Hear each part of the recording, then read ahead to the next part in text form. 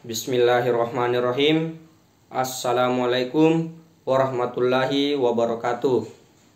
Pertama-tama, marilah kita panjatkan puja dan puji syukur atas kehadirat Allah Subhanahu wa taala yang telah memberikan kita nikmat iman serta kesehatan sehingga kita masih bisa melakukan aktivitas sehari-hari serta melakukan kegiatan pembelajaran secara online atau daring. Terlepas dari itu semua, semoga pandemi segera berlalu. Semoga kita bisa secepatnya bertemu di kampus kita yang tercinta. Amin ya robbal alamin. Salawat serta salam tak lupa juga kita kirimkan atas junjungan kita, yakni Nabiullah Muhammad SAW. Nabi yang telah membawa kita dari alam gelap gulita menuju alam terang benderang seperti saat ini. Sebelum saya melanjutkan untuk memaparkan atau mempresentasikan hasil kerja saya dari mata kuliah metodologi penelitian dasar dengan materi landasan teori, kerangka berpikir, dan pengajuan hipotesis. Izinkan saya terlebih dahulu untuk memperkenalkan diri. Nama saya Andi Muhammad Alif Rakasiwi, NIM 1931041122 dari kelas Penjaskes Rek D angkatan 2019. Prodi Pendidikan Jasmani, Kesehatan, dan Rekreasi. Adapun yang pertama yang akan saya jelaskan yakni pengertian teori. Teori adalah seperangkat konstruk atau konsep, definisi, dan proposisi yang berfungsi untuk melihat fenomena secara sistematik melalui spesifikasi hubungan antar variabel, sehingga dapat berguna untuk menjelaskan dan meramalkan fenomena. Setiap penelitian selalu menggunakan teori, seperti dinyatakan oleh Newman pada tahun 2003. Research use theory differently in various types of research, but some type of theory is parent in most social research. Carlinger 1978 mengemukakan bahwa teori is a set of interrelated concept, definition, and proposition that present a systematic view of phenomena. Based by specifying relation among variables with purpose of explaining and predicting the phenomena. William Wiersma pada tahun 1986 menyatakan bahwa a theory is generalization or series of generalization by which we attempt to explain some phenomena in a systematic manner. Teori adalah generalisasi atau kumpulan generalisasi yang dapat digunakan untuk menjelaskan berbagai fenomena secara sistematik. Cooper and Slinder pada tahun 2003 mengemukakan bahwa a theory is a set of systematically interrelated concept, definition, and proposition that are advanced to explain the predict phenomena. Teori adalah seperangkat konsep, definisi, dan proposisi yang tersusun secara sistematis, sehingga dapat digunakan untuk menjelaskan dan meramalkan fenomena. Selanjutnya, Siti Rahayu Haditono pada tahun 1999 menyatakan bahwa suatu teori akan memperoleh arti yang penting bila ia lebih banyak dapat melukiskan, menerangkan, dan meramalkan gejala yang ada. Mark pada tahun 1963 dalam Siti Rahayu Haditono pada tahun 1999 membedakan adanya 3 macam teori. Ketiga teori yang dimaksud ini berhubungan dengan data empiris. Dengan demikian dapat dibedakan antara lain, yaitu yang pertama teori yang deduktif, yaitu memberikan keterangan yang dimulai dari suatu perkiraan atau pikiran yang spekulatif tertentu ke arah data akan diterangkan. Yang kedua itu teori yang induktif, adalah cara menerangkan data ke arah teori dalam bentuk ekstrim titik pandang yang positif ini dijumpai pada kaum behavioris. Sedangkan yang ketiga yaitu teori fungsional.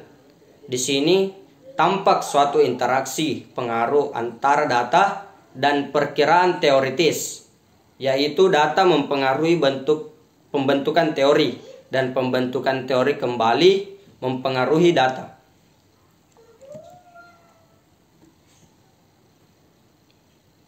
Berdasarkan tiga pandangan ini, dapatlah disimpulkan bahwa teori dapat dipandang sebagai berikut. Teori menunjuk pada sekelompok hukum yang tersusun secara logis. Hukum-hukum ini biasanya sifat hubungan yang deduktif. Suatu hukum menunjukkan suatu hubungan antara variabel-variabel empiris yang bersifat ajek dan dapat diramal sebelumnya. Yang kedua yaitu suatu teori yang juga dapat merupakan suatu rangkuman tertulis mengenai suatu kelompok hukum yang diperoleh secara empiris dalam suatu bidang tertentu. Di sini orang mulai data yang diperoleh dari data yang diperoleh itu datang suatu konsep yang teoritis atau induktif. Yang ketiga, suatu teori juga dapat menunjukkan pada suatu cara menerangkan yang menggeneralisasi. Di sini biasanya terdapat juga hubungan fungsional antara data dan pendapat yang teoritis.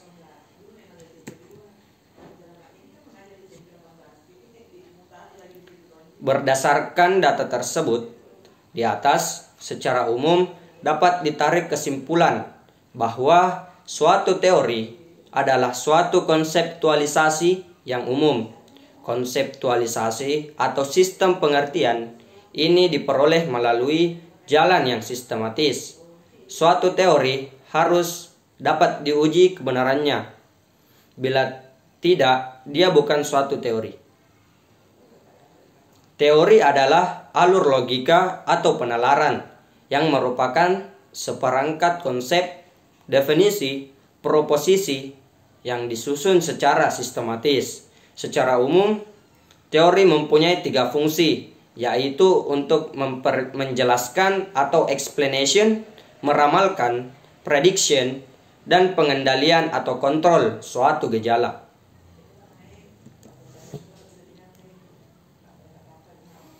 Berdasarkan yang dikemukakan Hoy and Miskel pada tahun 2001, tersebut dapat dikemukakan bahwa di sini yang pertama, teori itu berkenan dengan konsep, asumsi, dan generalisasi yang logis. Yang kedua, berfungsi untuk mengungkapkan, menjelaskan, dan memprediksi perilaku yang memiliki keteraturan. Sedangkan yang ketiga, sebagai stimulan dan panduan untuk mengembangkan pengetahuan.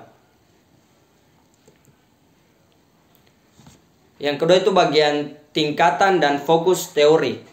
Neumann pada tahun 2003 mengemukakan tingkatan teori atau level of theory menjadi tiga, yaitu mikro, meso, dan makro.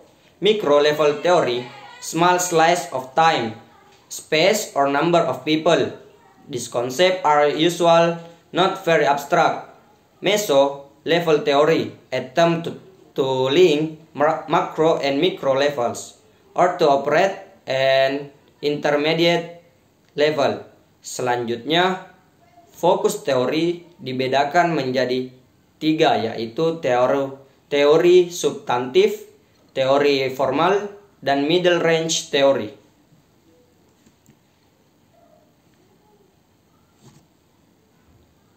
Bagian tiga itu kegunaan teori dalam penelitian. Dalam kaitannya dengan kegiatan penelitian, maka fungsi teori yang pertama digunakan untuk memperjelas dan mempertajam lingkungan atau ruang lingkup atau konstruk variabel yang akan diteliti. Fungsi teori yang kedua, prediksi dan pemandu untuk menemukan fakta, adalah untuk merumuskan hipotesis dan menyusun instrumen penelitian. Karena pada dasarnya, hipotesis itu merupakan pernyataan yang bersifat prediktif. Selanjutnya, fungsi teori yang ketiga atau kontrol digunakan mencandra dan membahas hasil penelitian, sehingga selanjutnya digunakan untuk memberikan saran dalam upaya pemecahan masalah.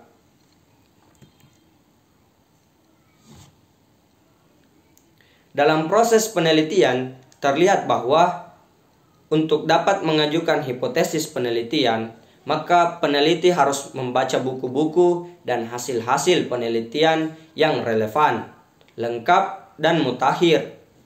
Membaca buku adalah prinsip berpikir deduktif, dan membaca hasil penelitian adalah prinsip berpikir induksi. Dalam landasan teori, perlu dikemukakan deskripsi teori dan kerangka berpikir, sehingga selanjutnya dapat dirumuskan hipotesis dan instrumen penelitian. Bagian 4 yaitu deskripsi teori. Deskripsi teori dalam suatu penelitian merupakan uraian sistematis tentang teori dan bukan hanya sekedar pendapat pakar atau penulis buku, dan hasil-hasil penelitian yang relevan dan variabel yang diteliti.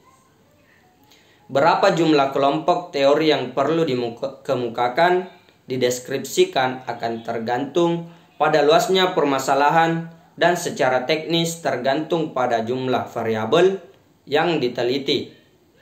Bila dalam suatu penelitian terdapat 3 variabel independen dan 1 dependen, maka kelompok teori yang perlu dideskripsikan ada 4 kelompok teori, yaitu kelompok teori yang berkenaan dengan 3 variabel independen dan 1 dependen. Oleh karena itu, semakin banyak variabel yang diteliti, maka akan semakin banyak teori yang perlu dikemukakan.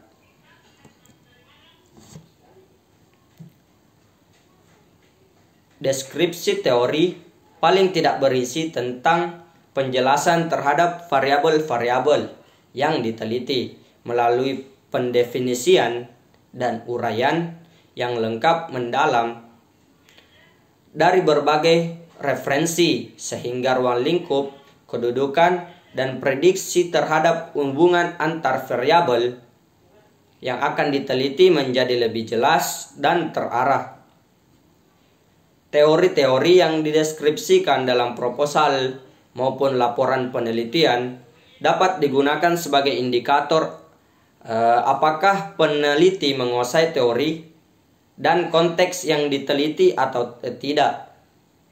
Variabel-variabel penelitian yang tidak dapat dijelaskan dengan baik dari segi pengertian maupun kedudukan dan hubungan antar variabel yang diteliti, menunjukkan bahwa peneliti tidak menguasai teori dan konteks penelitian.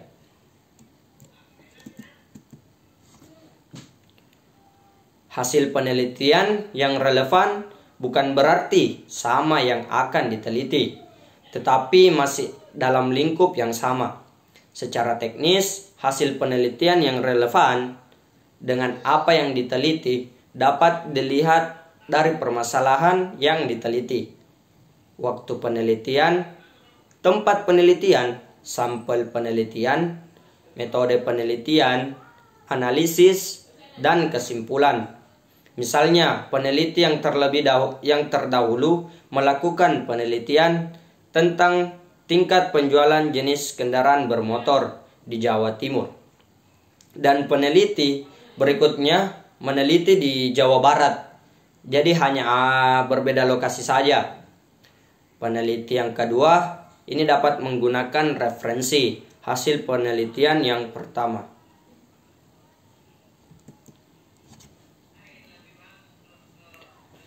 Langkah-langkah untuk dapat melakukan pendeskripsian adalah sebagai berikut. Yang pertama, tetapkan nama variabel yang diteliti dan jumlah variabelnya. Yang kedua, cari sumber-sumber bacaan seperti buku, kamus, ensiklopedia, jurnal ilmiah, laporan penelitian, skripsi, tesis, disertasi yang sebanyak-banyaknya dan yang relevan dengan setiap variabel yang diteliti. Yang ketiga, yaitu lihat daftar isi setiap buku dan pilih topik yang relevan dengan setiap variabel yang akan diteliti. Untuk referensi yang berbentuk laporan penelitian, lihat judul penelitian, permasalahan, teori yang digunakan, tempat penelitian, sampel sumber data, teknik pengumpulan data, analisis, kesimpulan, dan saran yang diberikan.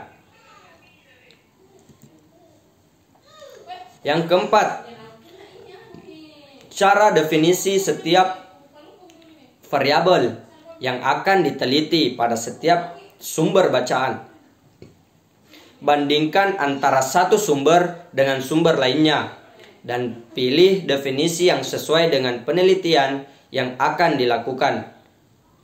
Yang kelima, yaitu baca seluruh isi topik buku yang sesuai dengan variabel yang akan diteliti. Lakukan analisa, renungkan, dan buatlah rumusan dengan bahasa sendiri tentang isi setiap sumber data yang dibaca. Yang keenam, deskripsikan teori-teori yang telah dibaca dari berbagai sumber ke dalam bentuk tulisan dengan bahasa sendiri. Sumber-sumber bacaan yang dikutip atau yang digunakan sebagai landasan untuk mendeskripsikan teori harus dicantumkan. Bagian 5 yaitu kerangka berpikir. Uma sekarang dalam bukunya Business Research pada tahun 1992 mengemukakan bahwa kerangka berpikir merupakan model konseptual tentang bagaimana teori berhubungan dengan berbagai faktor yang telah diidentifikasi sebagai masalah yang penting. Kerangka berpikir yang baik akan menjelaskan secara teoritis pertautan antara variabel yang akan diteliti. Jadi, secara teoritis perlu dijelaskan hubungan antara variabel independen dan dependen. Bila dalam penelitian ada variabel, moderator, dan intervening, maka juga perlu dijelaskan mengapa variabel itu ikut dilibatkan dalam suatu penelitian. Pertautan antara variabel tersebut selanjutnya dirumuskan ke dalam bentuk paradigma penelitian. Oleh karena itu, pada setiap penyusunan, paradigma penelitian harus didasarkan pada kerangka berpikir.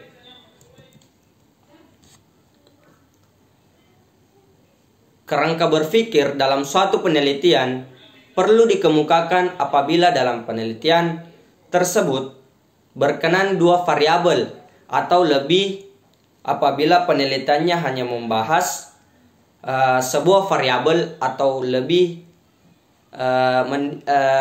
mandiri. Maka yang dilakukan peneliti di samping mengemukakan secara deskripsi teoritis untuk masing-masing variabel, juga argumen terhadap variasi besaran variabel yang akan diteliti. Sabto Haryoko pada tahun 1999. Penelitian yang berkenaan dengan dua variabel atau lebih biasanya dirumuskan dulu hipotesis yang berbentuk komparasi maupun hubungan.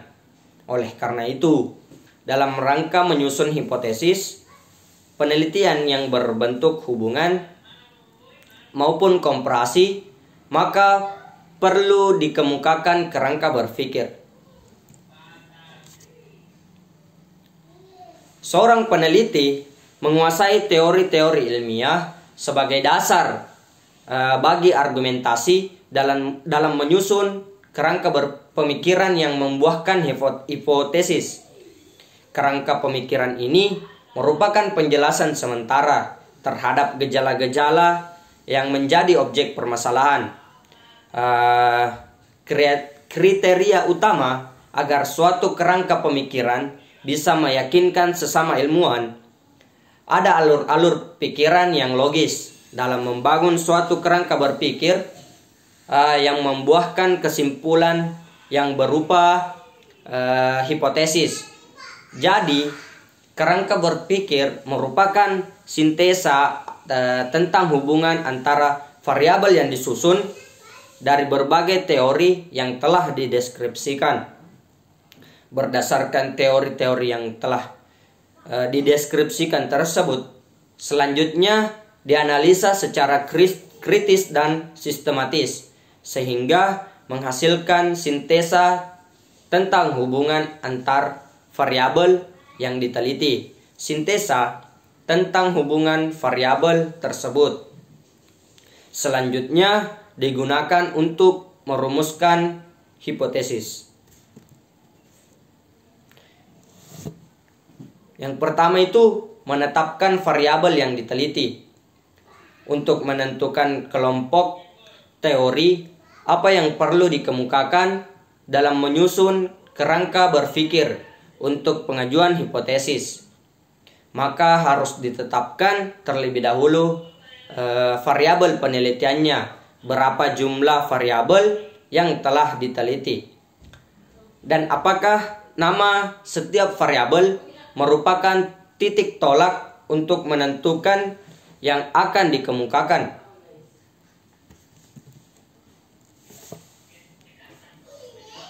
Yang kedua yaitu membaca buku dan hasil penelitian.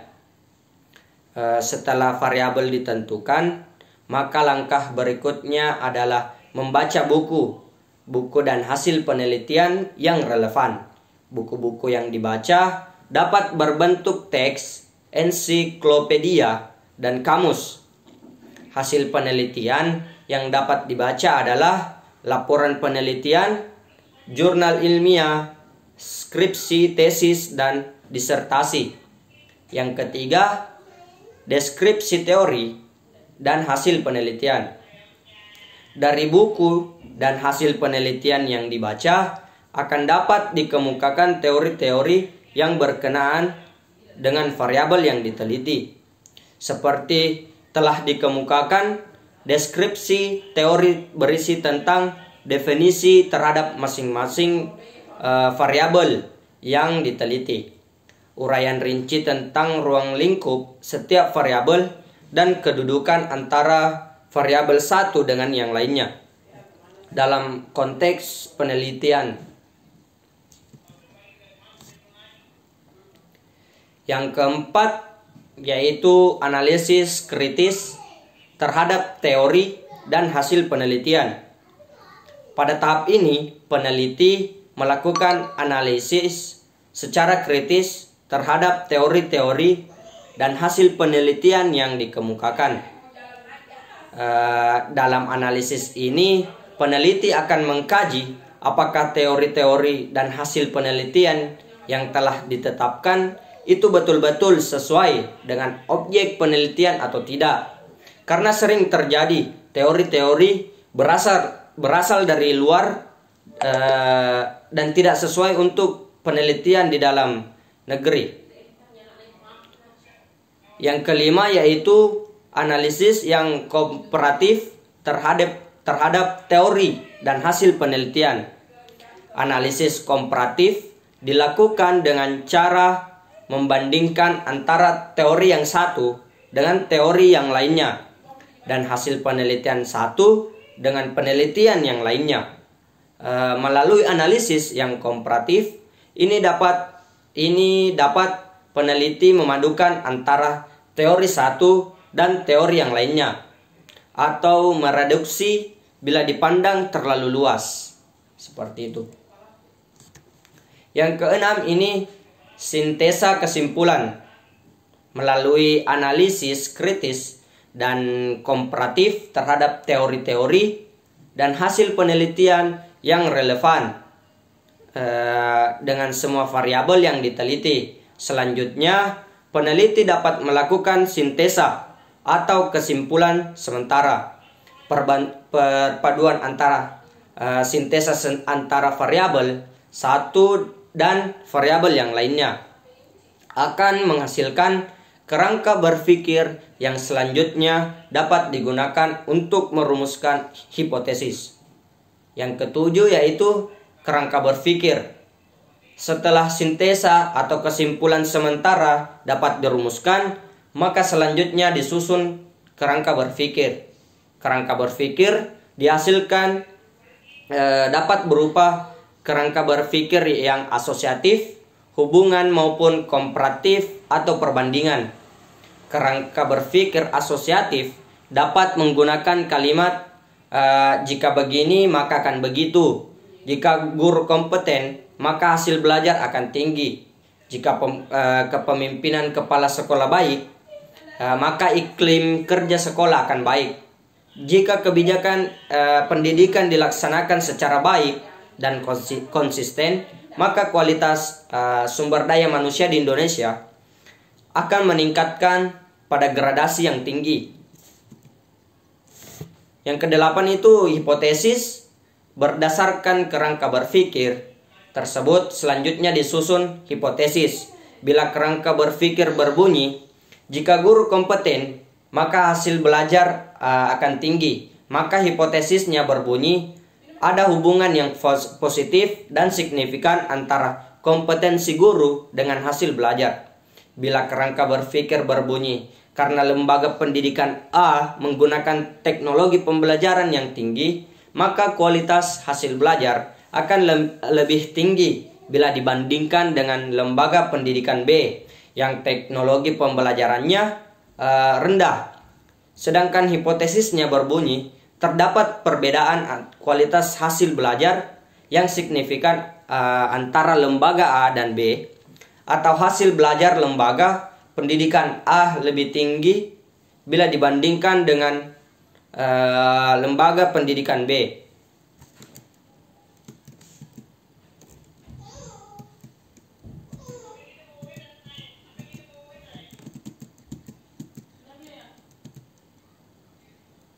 Dalam hal ini perlu dibedakan pengertian hipotesis penelitian dan hipotesis statik. Pengertian hipotesis penelitian seperti telah dikemukakan di atas. Selanjutnya, hipotesis statik itu ada bila penelitian bekerja dengan sampel. Jika tidak menggunakan sampel, maka tidak ada hipotesis statik. Bentuk-bentuk hipotesis. Yang pertama itu hipotesis deskriptif. Hipotesis deskriptif merupakan jawaban sementara terhadap masalah deskriptif, yaitu yang berkenaan dengan variabel mandiri. Yang kedua yaitu hipotesis komparatif yang merupakan jawaban sementara terhadap rumusan masalah yang komparatif. Pada rumusan ini variabelnya sama, tetapi populasi dan sampelnya yang berbeda, atau keadaan yang terjadi pada waktu yang berbeda.